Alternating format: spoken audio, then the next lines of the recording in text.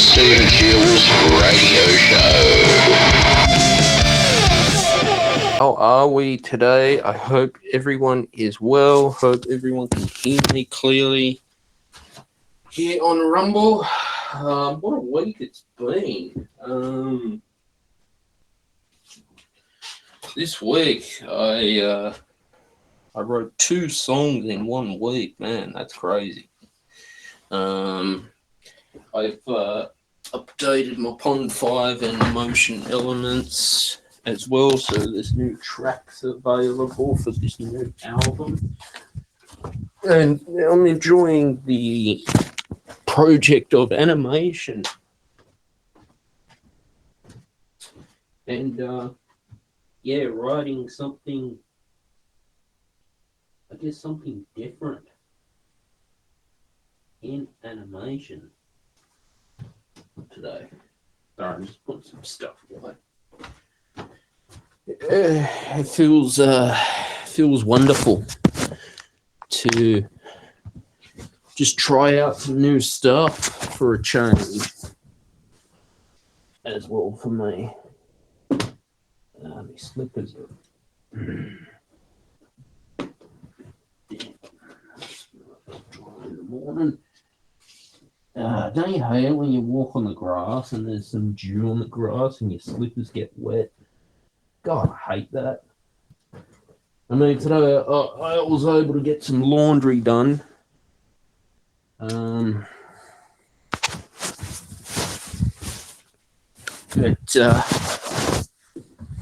It felt great.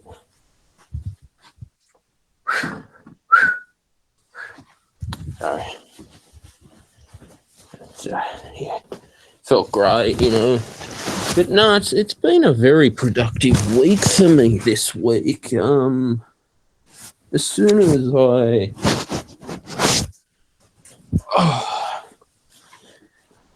as I just, for me, I guess at times as any composer, musician, author, whatever creative work that you're involved in, for me it's just about enjoying the marathon, I guess. Not be in such a hurry to publish too quick, because now as I'm further progressing, I've found that I'm looking for quality over quantity from now on. And that for me means that I'm looking to improve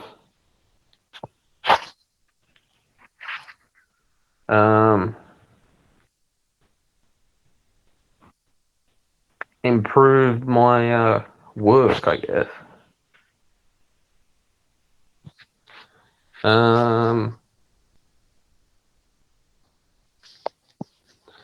So that's the thing for me.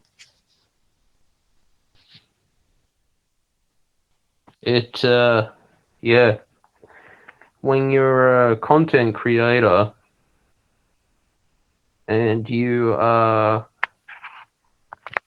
basically, I found sometimes like it's very easy to get overwhelmed with doing too many things at once in this journey.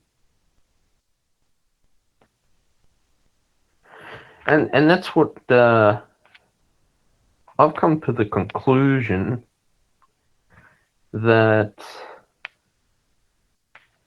when you have a plan, okay, you have a plan in place, it helps a lot. But nothing will ever go to plan. Especially my first time doing animation for this project.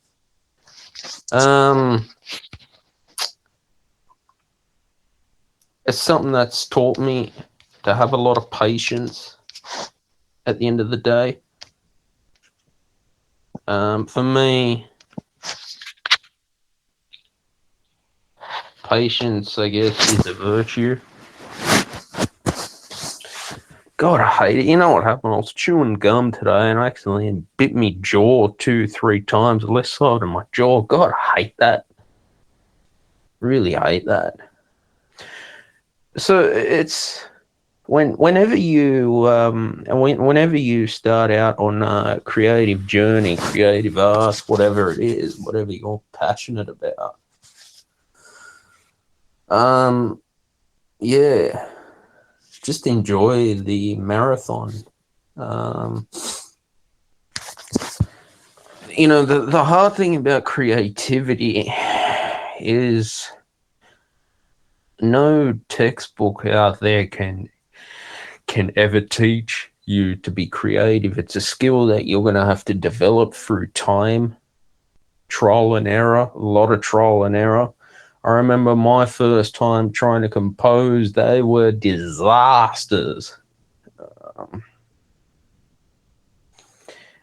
But I guess you always learn something, because in my opinion, through music textbooks, unless it's like an academic book where you're learning theory, what got me as a composer to be better was orchestration.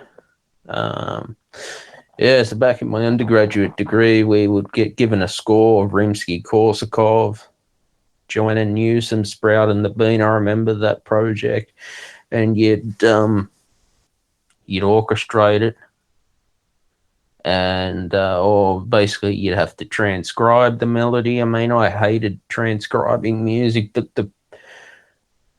the amazing skill that you got out of it, you learned so much about how phrases were played and how, timing works, and it really teaches your brain a lot. And I found it was starting to influence my creativity. Plus, again, listening to other composers' work like a Hans Zimmer.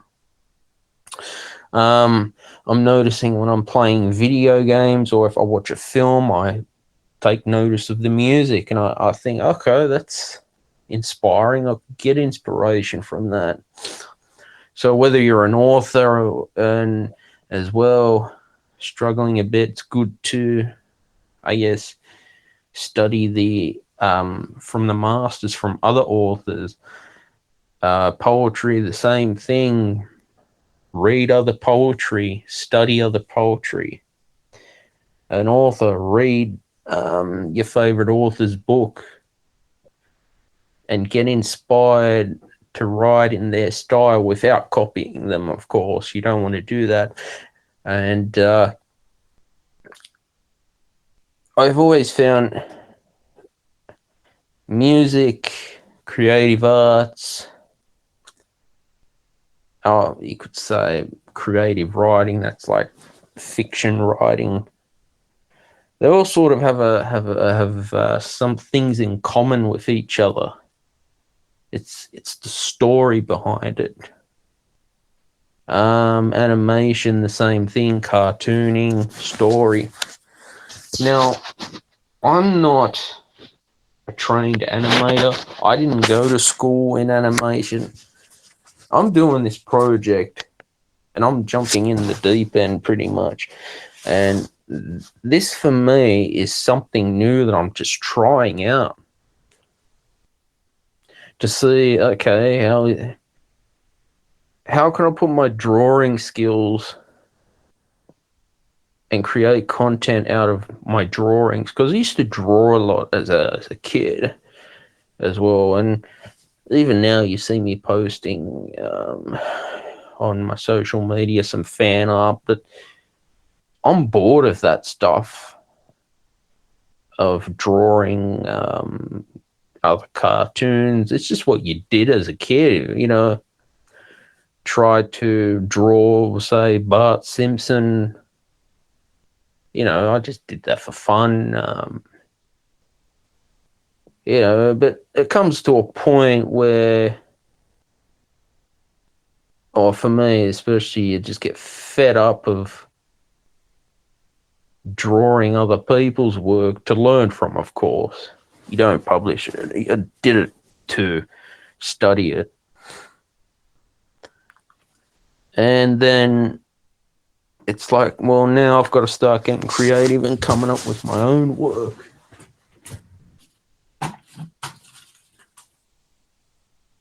And so that's what's happened. And that's good, too.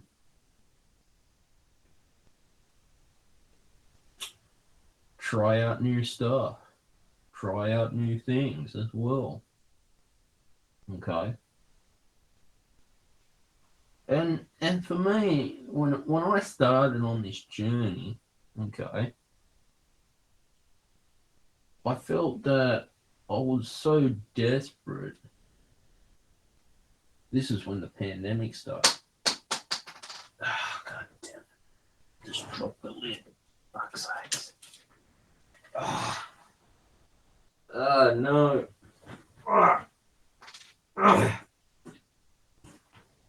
That's better.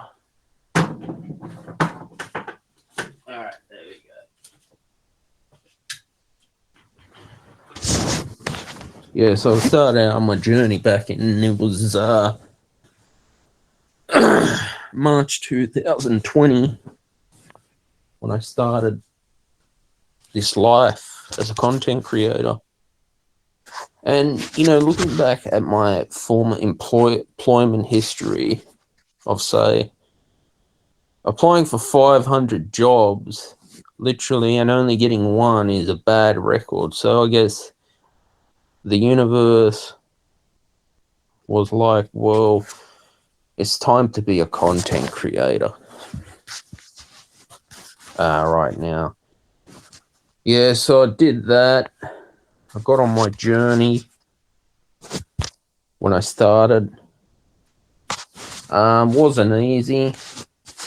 The hardest thing was finding how was I going to distribute my music to Spotify and the streaming services.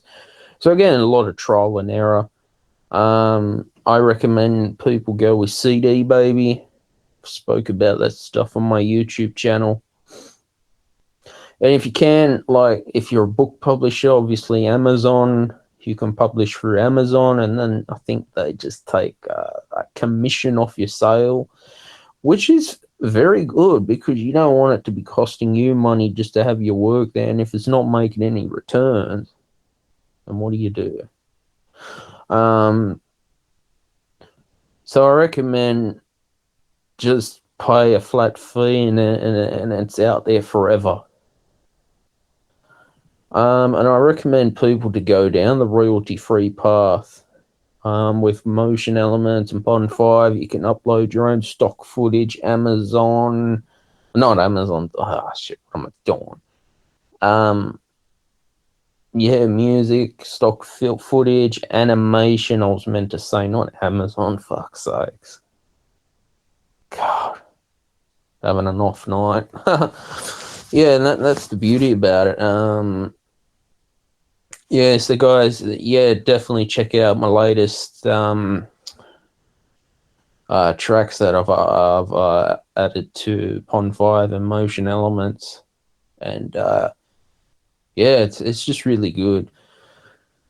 And yeah, so that was my journey, and then it was when I started cold calling in my first year at Shields Productions. I then decided, well, one day I called this film composer out of the blue. When you do cold calling, I think it was in Tasmania, and I'm really thankful for that phone call because he says to me, "Oh, how much you selling your work for?" And at the time, I was new. I said, "Oh, $3 because iTunes." And then that's when he said, "Well, how are you going to eat?" Seriously, it was a wake-up call to me. It was a call that changed my life. And then after that, then I was introduced to Envato Elements, Audio Jungle. Obviously, having to manually watermark a track was hard. Gave it a go, but it was like, 5 times rejected my work. But then, you do your research and then come across Pond 5. So it was like, oh, that looks good. It looked easy to upload. Did that. And then Motion Elements. So I'm still on there. No, it's just nice to see like a huge portfolio growing and keeping that portfolio. I guess when you're getting in the stock music field or stock photography, stock footage field, again too, it's going to be a long marathon, a long grind. It's like you're going to be, like you look at a Tour de France, for instance. You don't do a Tour de France in one go. You do it stage by stage and you pace yourself. And I've found like having a realistic schedule for writing as well, and trying to keep as focused as you can for that 1 or 2 hours you set aside, and it's just focus. And I found too, for me, I like to take breaks. If I'm listening back to my music, I'll stand up. I have a technique where I like to move around the room. I'll stand up, turn my back to the computer, listen to it from different angles. It's kind of like before you distribute it. So I'll do that. I have my own ways of mixing. I think mixing is something you've got to figure out yourself, because again, textbooks don't always have the answers on how to mix and master music. It's going to come down to, you've just got to do it. And in the beginning, sure, you're going to have tracks that are shit. But I've learned to not be too hard on myself. And this goes for authors as well, bloggers to content creators, gamers, streamers, podcasters. The hardest thing is the first song, the first episode, and just hit and publish. You've already taken that step. And what I've learned is, don't expect the results straight away. I'll be honest with everyone, it's going to be a long grind, but it's a fucking awesome long grind, and I love what I do. And for me, it gets me up in the morning. Yes, I did take a 6-month hiatus after I caught COVID-19, very bad. That affected my mental health, and I needed that 6 months off. I didn't create any content, and it happens. And I guess maybe that was the universe saying, you just need a break because you're just pushing it too hard. And I was really pushing it, and I got to a point where, when you're chasing a certain number, and I had this problem, and you dwell on it, and dwelling on analytics too much, and dwelling on how many likes I get on a Instagram post, get or whatever. It was like, this was like tearing me up from the inside. Yes, I've been shadow banned, and it's frustrating. but the name Shields Productions is my company. Okay? My company represents me. The podcast represents me. Free speech is what I believe in. And that's what we all got to do. We've all got to ask yourselves the question, am I a content creator that's in this just to make a quick buck? Or am I a content creator that's willing to do this long term, willing to show up, willing and to perfect your craft, willing to put the work in, all right? Willing to try new things and have an open mind. Also building a thick skin because of dickheads and trolls online who leave stupid, shitty comments, which is part of it.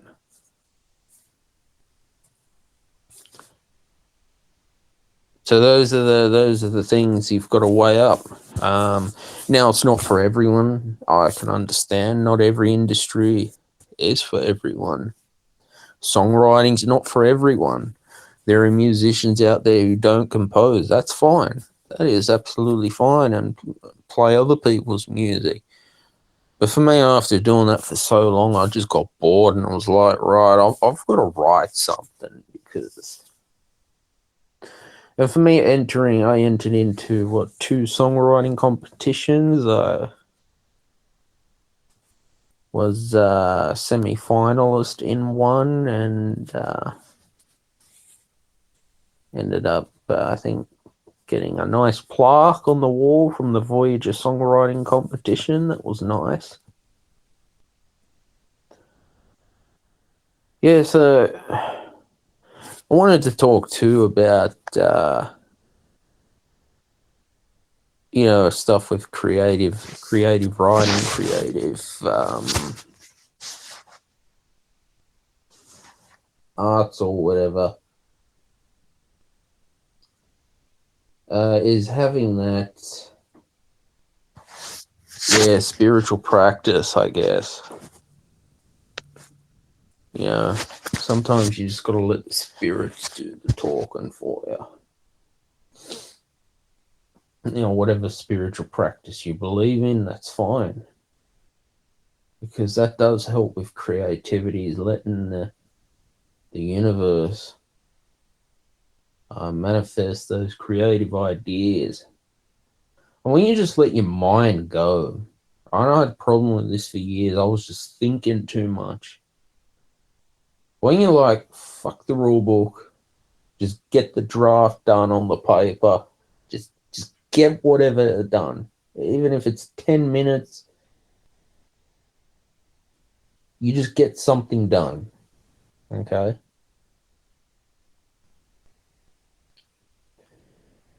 And then, you put it down, you may come back to it 1-2 days later. You think, okay, that sounds like crap. Scrap it, start again. But once you just let go of being too hard on yourself, it just becomes so much better. Such a better place. And then, isn't it weird, like, when you least expect it, or you just...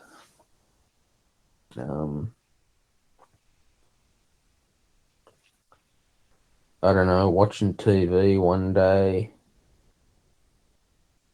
and then you just get this creative idea or this creative spark, and then bang, that idea just comes. And then this is why for me it's good to carry a notepad, because then you just write it down. So then maybe 6 months later, if I'm stuck, I'll flick through it. Or any creative entrepreneur can do this, and then okay, we could try this. You know, it's like Eminem does this too. He'll have scraps of paper. He just writes just random lyrics down that just come to his head. So, you know, if you're stuck on something, you can just look through it. Okay, that may work. So these ideas, it's amazing how human brain can be creative, but yet create you can't take. You know, I was trying to do airbrushing. I used to try to do airbrushing. Did oil painting when I was younger, as a kid. Teenager, acrylic painting. Um, yeah, you can't teach creativity, and you just can't, unfortunately. I feel now that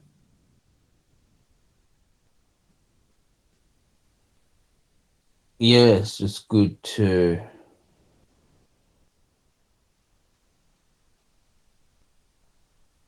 seek and ye shall find when it's weird, like when you keep worried about trying to find something, you don't find it.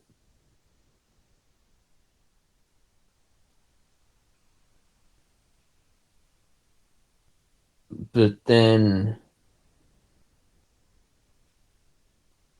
when you decide to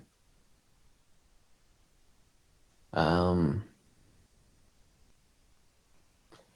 let it go, and then I don't know, a week or two later, it just happens.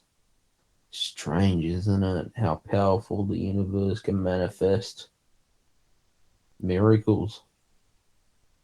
Weird.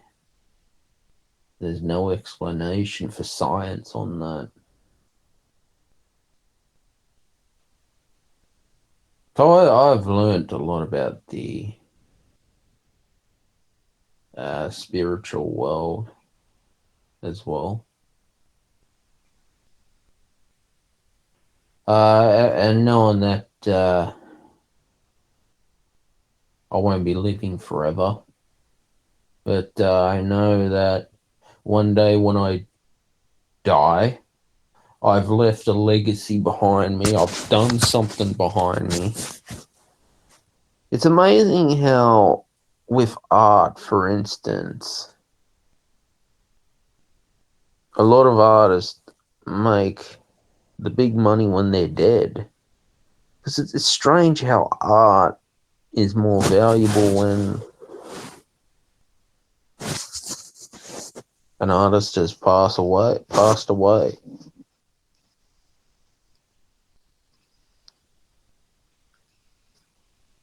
But that's the thing with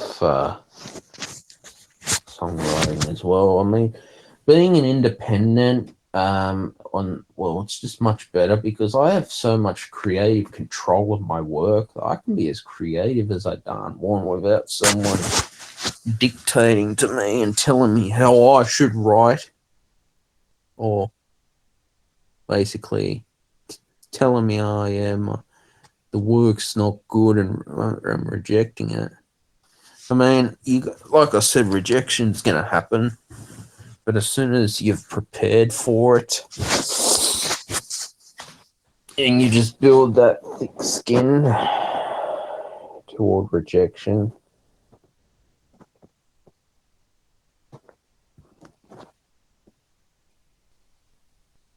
yes, just so much better.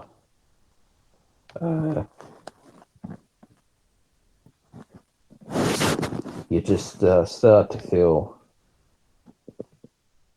like, new things just open up for us, I guess. Yeah, so that's the thing too. Like,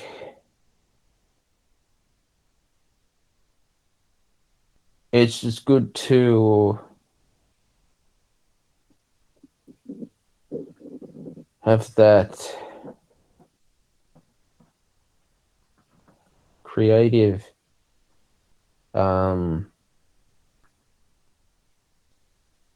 outlet in your life as well, with music or whatever it is. And so that's the thing as well.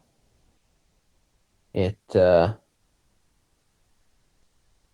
all about finding that inner drive to take that first step and make that change for your life as well. Because making change, creating change, it pretty much is a way that, yeah, we can get ahead too.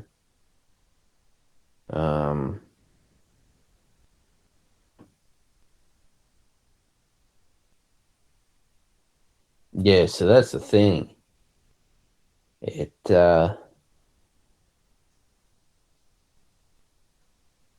I found that the more you just go for it, the better it is too. But that's been my songwriting journey today. And I thought I'd keep you updated. As you know, I've been quiet on social media lately, just taking a break. And it's just good to have like a hiatus from it, because really, it's so weird how a lot of social media too is just very addictive. Been there too. Been there, done that. I've pretty much just stopped caring what tech companies believe in or whatever they are.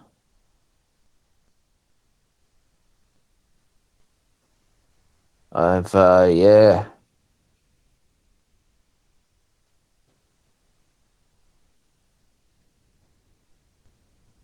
just wanted to always just do the best that I can in life. And creating that change, making that change.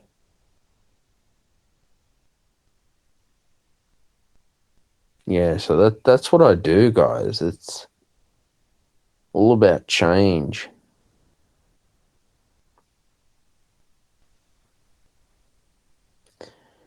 And what change can we add to our work to improve it from the last one as well?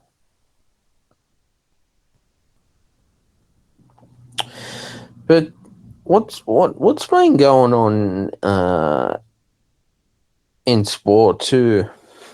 Bulldogs played very well against Parramatta Eels and managed to beat the Eels, which was, it was a very good comeback from Canterbury to overcome Parramatta. I know last year, I mean, we can put last year's season behind us, last year's history.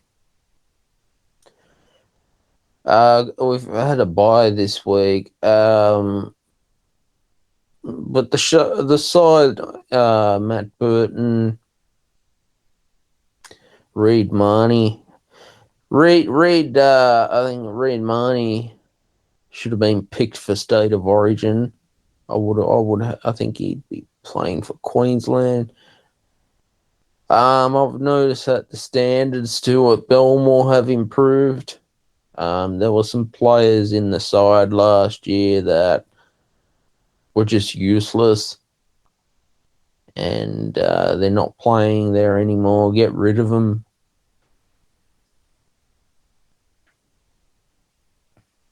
I mean, every NRL club is different,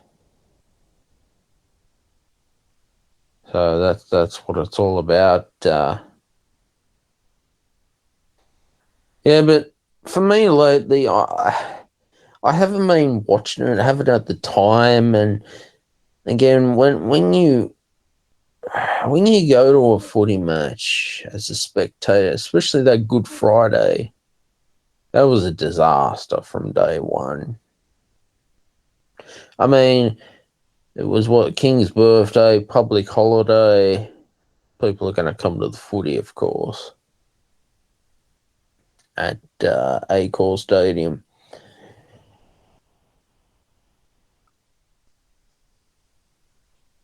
But when you look at it, like, referees like rigging games, making bad calls on purpose, deliberately not penalising players offside, because I could see it at times from the spectating, and forward passes not getting called. So they say flat. I mean, tell me how that's there when you have referees that have ruined the game, especially State of Origin. Swalihi sent off. That was harsh. That was just very harsh indeed. So yeah, I don't know. It was good to see the NRL at the start of this year went to Las Vegas to play, and it's great to see that they're trying to expand the competition overseas. It's good to see Billy Slater as well coaching Queensland, and he's very competitive, very good footballer he was. And he has a very high standards because, as you know, if coaches lose too many, they unfortunately will be sacked. And seen it in NRL clubs all the time.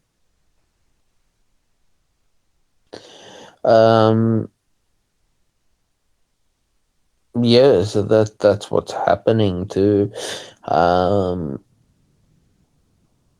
You look at Ricky Stewart, he's coached 500 first grade NRL games. That's a lot. He's been coaching Canberra, gosh, for years now, since I was roughly a teenager or something. He was always there, like 500 first grade NRL games he's coached. To do that sort of job, you've got to take credit for that. Now, as you know, New South Wales as well, the standards need to be lifted for the Blues ahead of Origin Game 2. So I would expect to see more better football coming from New South Wales.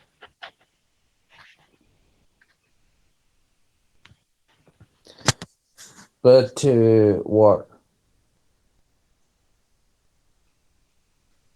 since Walihi off like that was just not good at all.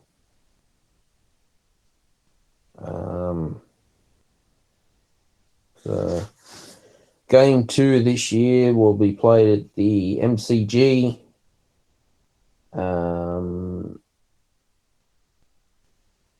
26th of June. Kickoff will be at 8:05 p.m.